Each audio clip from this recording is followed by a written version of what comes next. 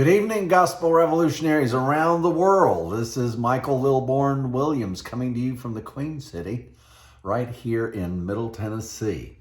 Hope you're having a good week. It has been a fun weekend with my grandson, and what a character. Jeez. But like I said, just lots of fun. He's I don't think I've ever met an 8-year-old. 18, yeah, that's coming in 2 years, you know that.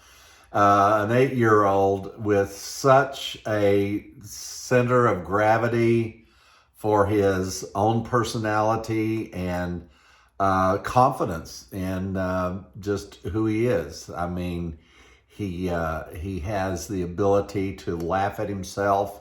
And at 8 years old, that's a really great quality, because I remember being 8 years old and being laughed at or laughing about myself was not really in the mix whatsoever. So anyway, I've had a good week, and I hope that yours has been just as fun as mine has been. I was thinking, since we did our recap this past Friday, I hope you enjoyed that, because we did a whole lot more than a recap. We went on in. Even when we decide to do no more, we do more. So that was really a wonderful thing for me, and it really did help my mindset about these things take a shift. And I began to realize that the subject of hell has created a hell of a mess in the ability to understand the gospel. You know, it's kind of like setting the parameters for understanding the gospel, that I had it wrong. I thought it was from the fall to the cross. And actually, Paul takes that and redefines that, and also Jesus does, and says that it actually started before the foundation of the world to the cross. And I've gone through that story about that mindset change for me, change in understanding. That was right in front of me. But churchianity and Christianity had pummeled me so much with this, from the fall of Adam to the cross, was the perimeter that I had to think in. When that changed, the whole world about the gospel began to change. And I began to see, I had to go back and read everything all over again. And then, of course, the thing that happened even before that even allowed that to happen, was the extraction of hell out of the equation. You see, when we think that heaven and hell are the 2 points that somehow the gospel gets worked out here in between, there is no way, if you believe in a hell at all. Well, Mike, I'm of this persuasion, and I think we got to go there for just a little while. If you believe in a hell at all that is just simply not in any of the scriptures, the Hebrew scriptures or the New Testament whatsoever, there is no way you're going to understand the gospel. What Jesus came here was not comparing heaven to hell, but he was comparing heaven to earth and God to man. So that is the parameter that Jesus set, and that's the one that we've learned as we've gone into this understanding about the term heavenly. The term heavenly is never talking about heaven. It's talking about something that's taking place here. The kingdom of God, or the kingdom of heaven, it is the same no matter what anybody tells you. The kingdom of heaven and the kingdom of God are exactly the same. It's just Matthew says one thing and the other writers say it another way in the very same parables and everything. So that's talking about here on earth. It's always talking about something coming from heaven to here. Heavenly is this thing that's here, that's almost synonymous with the kingdom of God, or the kingdom of heaven, at least what we're able to see right now. But heaven is a separate place, may I say, was a separate place from earth. God was a separate being from man. What Jesus came to do was to eradicate those two dual positions, dual locations dual identities. If he did away with the dual identity, he had to do away with the dual locations also. You can't say that you and God are one while God is still in heaven. You can't say that we are one and us still be here on earth without the participation of God and heaven itself in some form being here.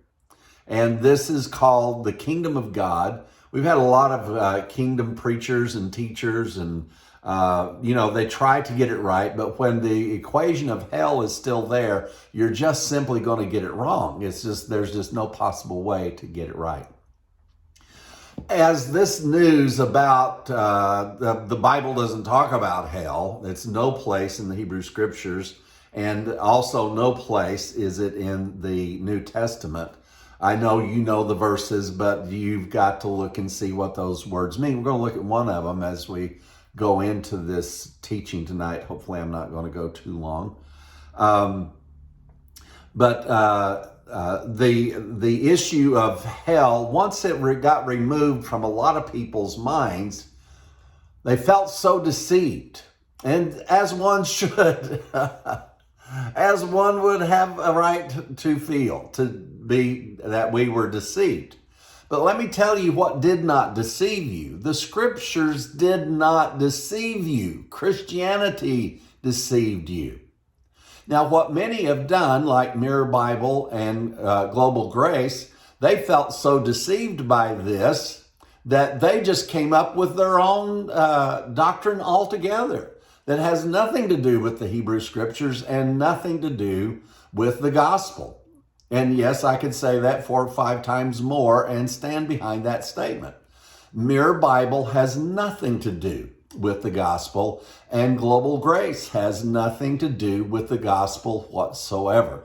Because the gospel is, number one, the gospel of peace. A once angry God is no longer angry.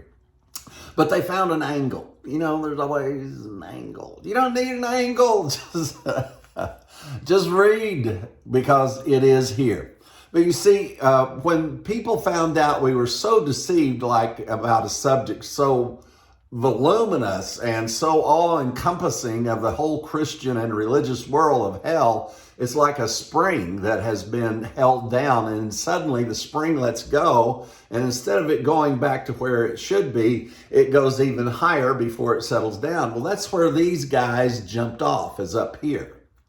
And they jumped off in a stratosphere of personal spirituality that is absolutely not validated by the gospel whatsoever. The gospel is I hate to use the term because people say you are a universalist, but I'm using the term universal in that it is all-encompassing for everyone on the planet. And that gospel is the very power of God.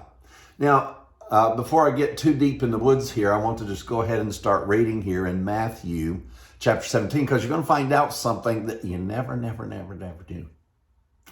Yep, at least I can say I never knew it. It's a verse I taught on many times.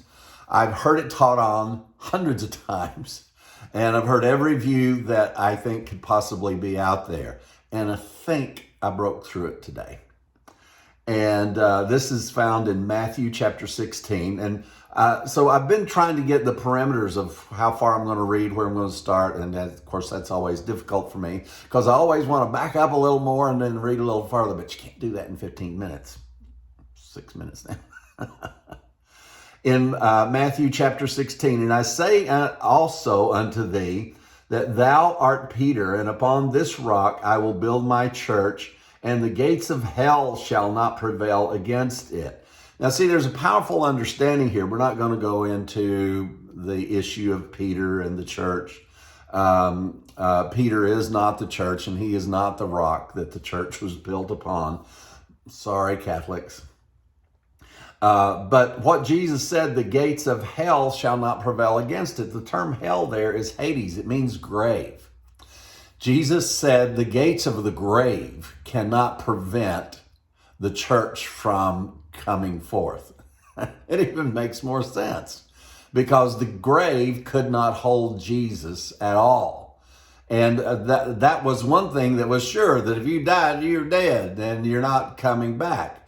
But Jesus said, even those gates cannot hold me in the grave. Let's just make it personal, because this is what Jesus was talking about, was about himself. He wasn't talking about Peter. He said, you are Peter, and here I am. Let's talk about me.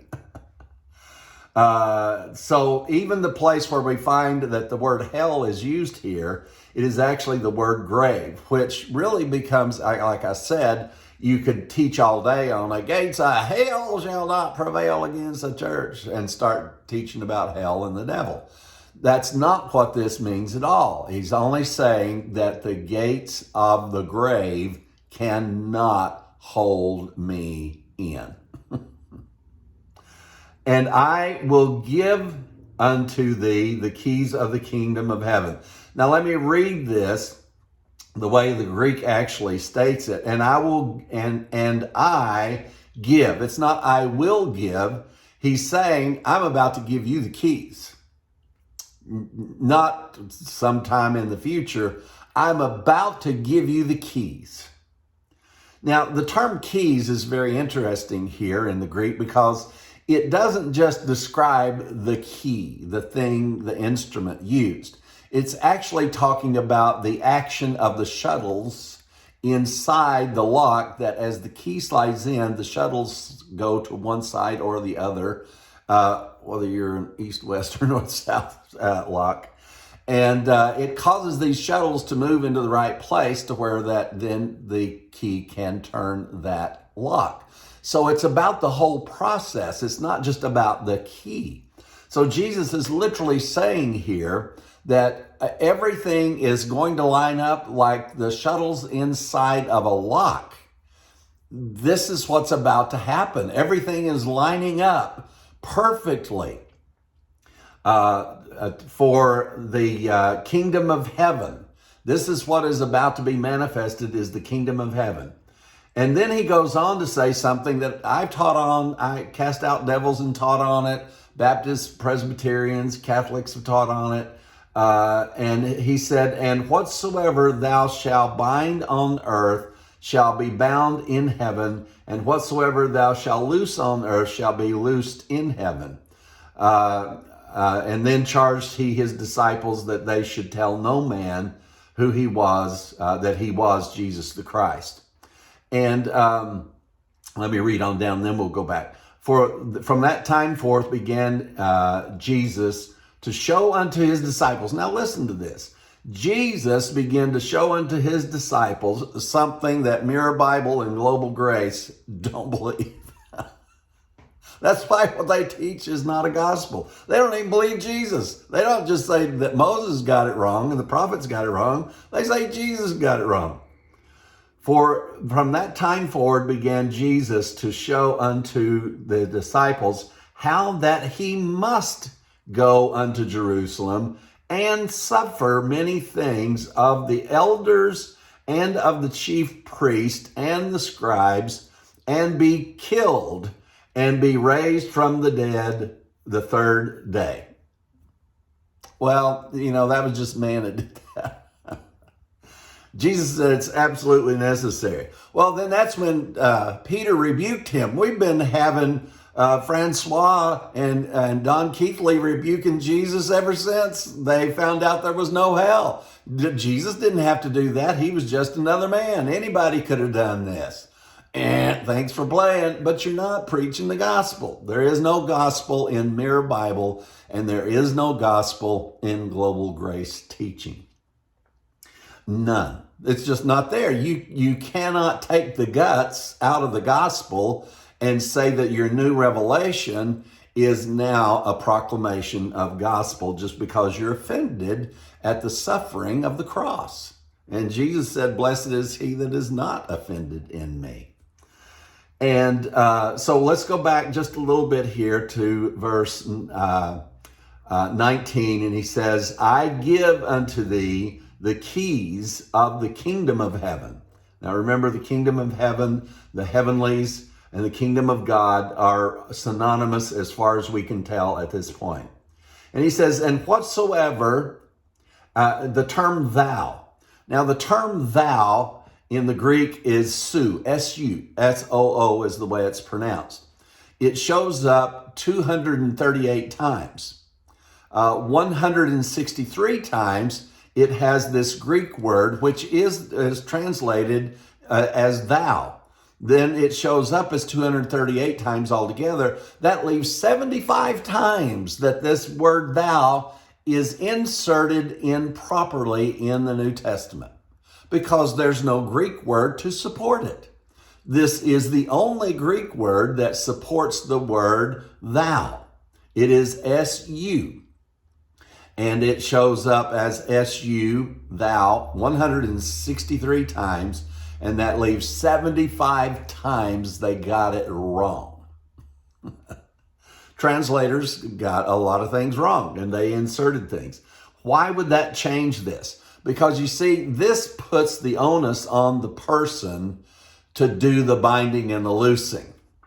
And we know that cannot be true. Jesus didn't come here to give us a job. And he said, and I will give unto thee, and that's S-O-I, T-H-E is S-O-I, the keys of the kingdom of heaven, and whatsoever is bound on earth is bound in heaven, and whatsoever is loosed on earth is loosed in heaven. It's Jesus that did all the binding and the loosing. Everything that was in heaven got loosed to earth, and everything that was bound up on earth, the opposite happened, just like the shuttles of a lock fitting together, and the door opens.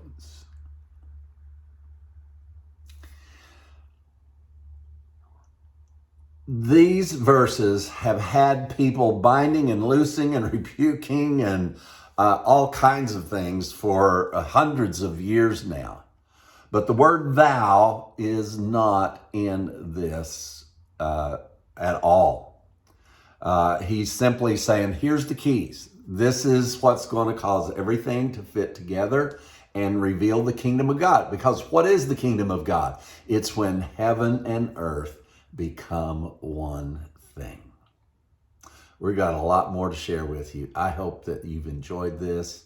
Why don't you go see what those other 75 times that the word thou is used and see where it has been misquoted, because these two verses alone has placed the onus on the individual instead of the onus on Christ, which he is the only one. He said, I'm the rock. It's all happening by me. And then turn around and tell them that whatever you bind is going to be bound and whatever you loose is going to be loosed. It's nice to know the truth.